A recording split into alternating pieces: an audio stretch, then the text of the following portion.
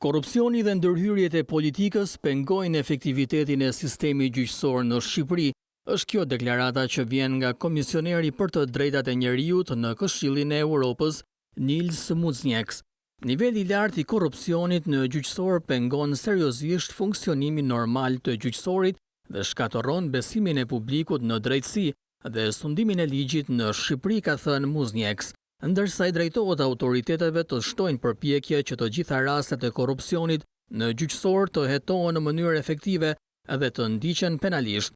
Këto konsiderata Muižnieks i ka përmbledhur në një raport për Shqipërinë pas vizitës së tij në vendin tonë në shtatorin e vitit kaluar. Muižnieks thotë se mirëpret strategjinë kombëtare dhe planin e veprimit për të forcuar sistemin gjyqësor në Shqipëri, por thekson se janë të nevojshme veprime më të vendosura, duke përfshirë më shumë transparencë dhe procedura në bazë të meritave për emërimin dhe vlerësimin e gjyqtarëve.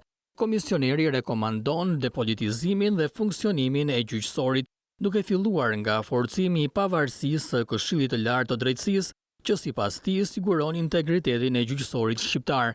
Anëtarët e këtij këshilli duhet të zgjidhen me shumicë të cilësuar në parlament dhe duhet të ushtrojnë një ndikim më vendimtar në emërimin, promovimin dhe procedurën disiplinore kundër gjyqtarëve, duke përfshirë dhe ata të gjykatës së lartë, shpreh Muižnieks. Çdo ndërhyrje politike në funksionimin e gjyqësorit duhet të shmanget, thekson ai.